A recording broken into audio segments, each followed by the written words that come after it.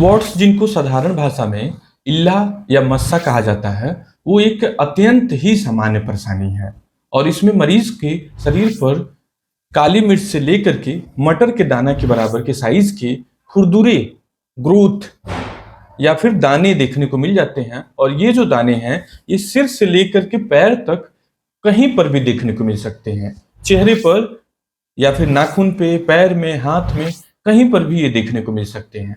और इसकी खासियत क्या होती है? ये ड्राई लीजन होते हैं और इनमें फिंगर लाइक प्रोजेक्शंस होते हैं, नुकीले नुकीले ड्राई खुरदुरे प्रोजेक्शंस देखने को मिल जाते हैं। तो इसके ट्रीटमेंट के लिए तो बहुत सारी मॉडलिटी अभी के समय उपलब्ध है, जैसे कि तमाम खाने वाली दवाइयाँ, जैसे कि आइसोट्रेटिनोइन, ओरल जिंक, मल्टीविटामिन, लेवामिसॉल, इस तरह की तमाम दवाइयाँ इस्तेमाल की जाती हैं। इसके अलावा लगाने वाली तमाम दवाइयाँ जिसमें ट्रेटिनोइन, विटामिन डी एनालॉग, कैल्सिपोट्रायल, 5-फ्लोरोयूरेसिल। इसके अलावा यदि एक दो मस्सा है तो उसको डायरेक्टली लेजर या कॉटरी या ठंडी गैस की सेकाई के द्वारा उसे नष्ट किया जा सकता है। इम्यूनोथेरेपी आज के समय में बहुत ही ज्यादा पॉपुलर है। इम्यूनोथेरेपी का मतलब कि तमाम इम्यूनिटी को बूस्ट करने वाले वैक्सीन अवेलेबल हैं, इंजेक्शन अवेलेबल हैं जो सीधे मस्से के जड़ में लगा दिए जाते हैं, जैसे कि BCG, vitamin D, MMR, human papilloma virus vaccine. तो इस तरह के तमाम मॉडलिटीज अब उपलब्ध हैं जिनको उपयोग में लाया जाता है और इस प्रॉब्लम से मुक्ति पाई जाती है।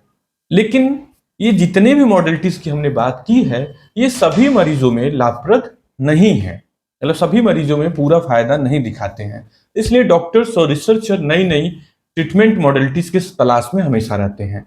इसी में रिसेंटली एक न्यू मॉडलिटी ऐड की गई है जिसे बोला जाता है ऑटो इनोकुलेशन टेक्निक। मतलब ये एक नई मॉडलिटी है और इससे काफी मरीजों में फायदा देखने को मिल रहा है। उन मरीजों में भी फायदा देखने को मिल रहा है जिनमें जो कन्वेंशनल थेरेपी है, जो हमने बात की, पूरी लंबी लिस्ट जो मैंने गिनाया, वो थेरेपी फेल भी कर गया हो तो काफी मरीजों में ये थेरेपी फायदा पहुंचा जाती है।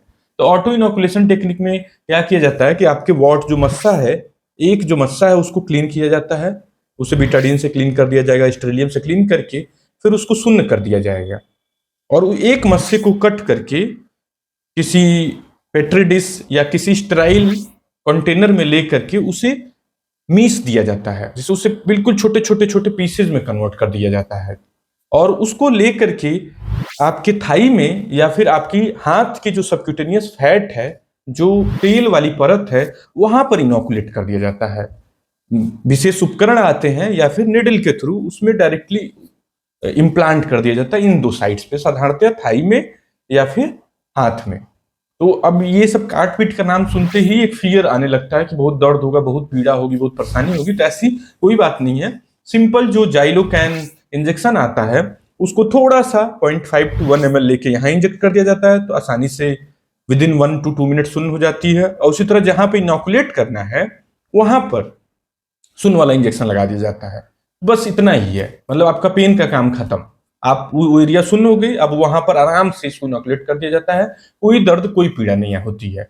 इसमें एक रिसेंट न्यू मॉडिफिकेशन है। वो क्या है नया मॉडिफिकेशन? इसमें थाई और जो हाथ एरिया है उसको नौ चूज करके जहां पे वॉट है उसी को ही निडल से मल्टीपल पंक्चर्स किए जाते हैं और निडल के थ्रू जो वॉट टिश्यू है उसको सबक्यूटेनियस जो तीसरी लेयर है उसमें डालने का डॉक्टर प्रयास करता है।